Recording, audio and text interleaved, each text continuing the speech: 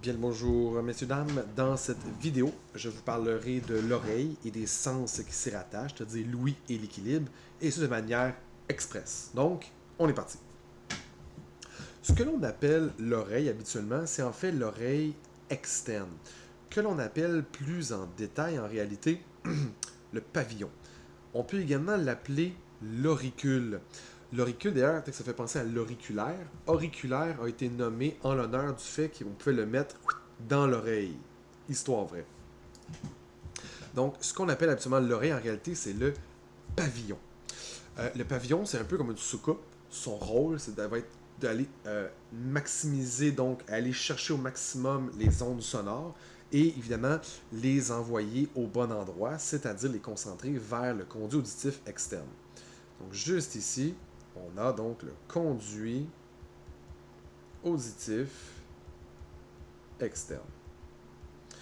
Le conduit auditif externe, pourquoi on n'appelle pas juste conduit auditif? Parce qu'il y a aussi un conduit auditif interne. Je peux vous en parler immédiatement. Juste ici, vous avez les faisceaux qui forment le nerf auditif. Donc, ils s'en vont vers le système nerveux. Voilà. Système nerveux central. C'est pas dessiné, mais il y a un canal dans lequel le nerf va passer, évidemment, parce qu'il passe à travers un os. Donc, dans ce canal-là, c'est le conduit auditif interne. Donc, j'efface ceci pour alléger mon dessin. Donc, le conduit auditif externe, donc évidemment, ce qu'il va faire, c'est qu'il va rediriger les ondes sonores. Donc, imaginez une onde sonore qui ressemblerait à ceci. Donc, évidemment, je la dessine comme une onde transversale, alors que le son, c'est longitudinal. C'est pour faciliter mon dessin. Je vous m'en excuserai. Donc, le conduit auditif externe, son rôle, non seulement, c'est de diriger les ondes, mais aussi, c'est important, dans le conduit, on va trouver ce qu'on appelle des glandes. Glandes. Et boy. Cérumineuses. Et boy, je l'ai misère avec ça. Cérumineuse. Donc, j'ai. Cérumineuse. Bon, comme ça. Donc, qui sont des glandes en réalité, des glandes sudoripares, juste un peu transformées. Les glandes cérumineuses vont, j'ai eu la misère à écrire, vont produire ce qu'on appelle le cérumen. Ce qu'on appelle communément la cire d'oreille. Donc la cire va servir à, si vous voulez éloigner les insectes, va servir à capter également des particules qui pourraient se retrouver dans l'oreille. On va aussi retrouver des poils d'ailleurs dans le conduit auditif qui ont le même rôle que des poils dans le nez, c'est-à-dire de la filtration. Donc non seulement le conduit auditif externe va mener les ondes vers le bon endroit, mais en plus elles servent de protection, de filtration devrais-je dire. Je vais passer tout ça. Ensuite, on va continuer avec notre chemin. Donc, une fois que les ondes sonores, évidemment, c'est pas très long, les ondes sonores ont bien traversé le conduit auditif externe, elles vont se rendre à la structure suivante, qui est juste ici, le tympan.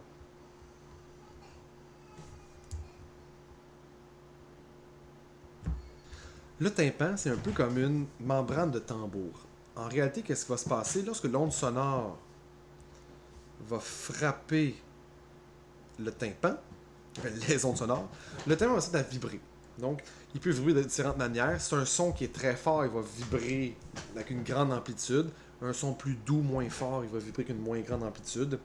Si le son est aigu, il va vibrer avec une plus grande fréquence. Un son aigu, c'est une haute fréquence, donc ça peut aller jusqu'à 20 000 Hz.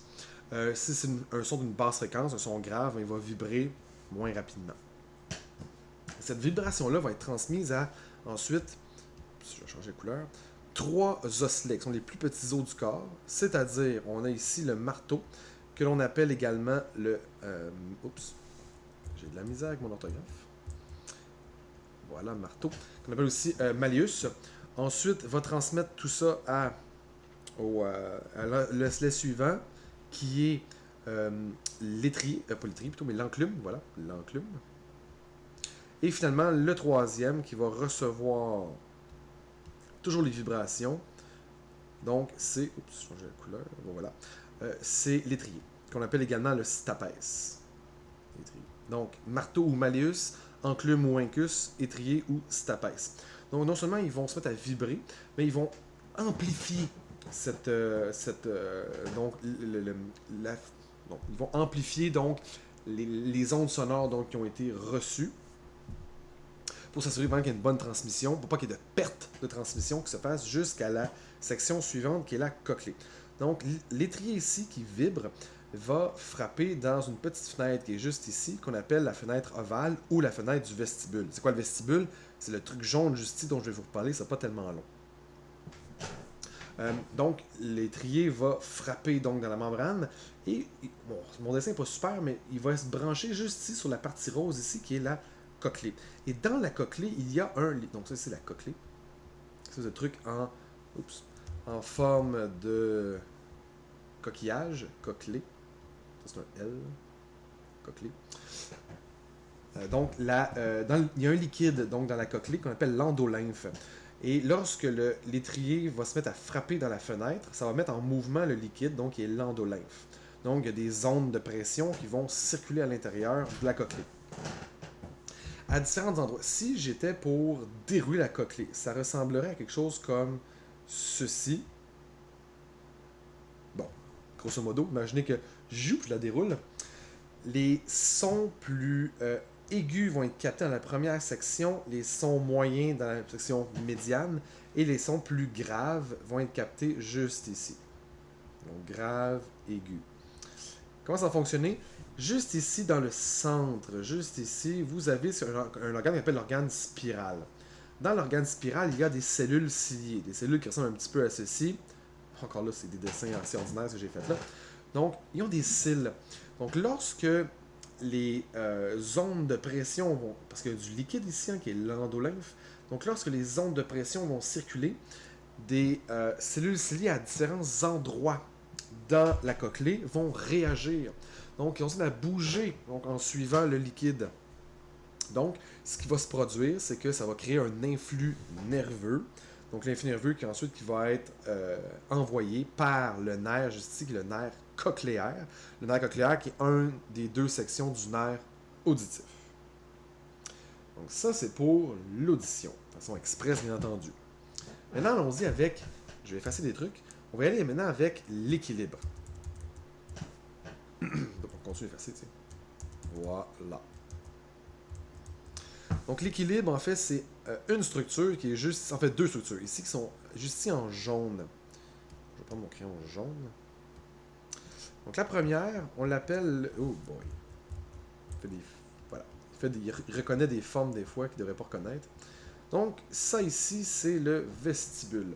Le vestibule, qu'est-ce que c'est? Ça contient deux sacs qu'on appelle le sacule et l'utricule. Dans ces sacs, on va retrouver encore une fois des cellules ciliées. Et ces cellules ciliées, elles vont réagir cette fois-ci à surtout une question de gravité. Donc, elles vont réagir en fait, ces cellules vont réagir à la position de la tête. Donc d'ailleurs, puisqu'on parle juste de position de la tête, on ne parle pas de mouvement, mais de position de la tête, on va parler d'un équilibre statique. Donc par exemple, lorsque vous penchez la tête, des structures donc du vestibule, donc en fait des espèces de cristaux, vont suivre la gravité et incrustés dans ces cristaux, vous allez trouver des cellules ciliées qui vont suivre le cristal et ensuite à bouger. Ça va les exciter, ça va créer un influx nerveux qui va être ensuite envoyé vers le système nerveux central.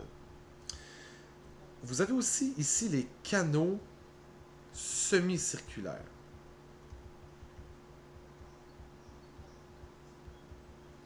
Les canaux semi-circulaires, c'est un peu le même principe, mais eux, en fait, vont assurer de l'information, donc c'est à l'équilibre dynamique. Oh, ouais, ça c'est un D. Donc l'équilibre dynamique, c'est-à-dire lorsque vous faites un mouvement de rotation de votre tête toujours, hein, parce qu'on se souvient que l'oreille c'est dans la tête. Donc si vous bougez votre bras, ça ne change rien pour l'équilibre au niveau de votre tête. Donc lorsque vous faites un mouvement par exemple de non, de oui, vous hochez de la tête, peu importe, vous faites des mouvements de rotation. Dans les canaux semi-circulaires, donc imaginez un canal semi-circulaire juste ici. Oh boy. Vous allez retrouver à la base une partie plus allongée, qu'on appelle plus arrondie, devrais-je dire, plus élargie, qu'on appelle l'ampoule. Dans l'ampoule, vous allez trouver encore une fois des cellules ciliées qui cette fois-ci vont suivre le mouvement d'un gel. Donc, il y a une structure qu'on appelle la cupule dans l'ampoule. Et cette cupule-là, un gel, va suivre le mouvement, encore une fois, du liquide. Donc, si par exemple vous tournez la tête, bien, le liquide, l'endolymphe, va se mettre à tournoyer, ce qui va entraîner un mouvement de la cupule qui se trouve donc dans l'ampoule. Et ce mouvement-là va être capté par les cellules ciliées et va être encore une fois envoyé par un nerf, le nerf vestibulaire, vers le système nerveux central. Donc, deux organes essentiels donc, au sens de l'équilibre, en tout cas dans l'oreille, les canaux semi-séculaires et également le vestibule. N'oubliez pas également que l'équilibre, ce n'est pas qu'une question d'oreille, c'est aussi une question d'information par les yeux, puis aussi une question d'information reçue par des propriocepteurs qu'on va retrouver au niveau des muscles, au niveau également des ligaments des tendons. Donc voilà pour l'oreille, l'ouïe et l'équilibre de manière évidemment express.